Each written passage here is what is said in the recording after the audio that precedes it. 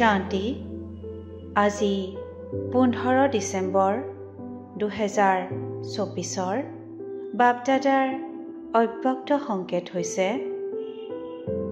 সংগম যুগৰ বিশেষত্ব হৈছে সন্তুষ্টতা। এয়াই ব্ৰাহ্মণ জীৱনৰ বিশেষ প্ৰাপ্তি। যদি সন্তুষ্টতা আৰু প্ৰসন্নতা নাই তেন্তে ব্ৰাহ্মণ হোৱাৰ পৰা লাভ নাই।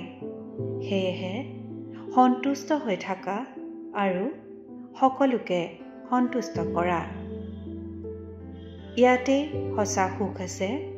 এয়াই সঁচা সেৱা। ওম শান্তি।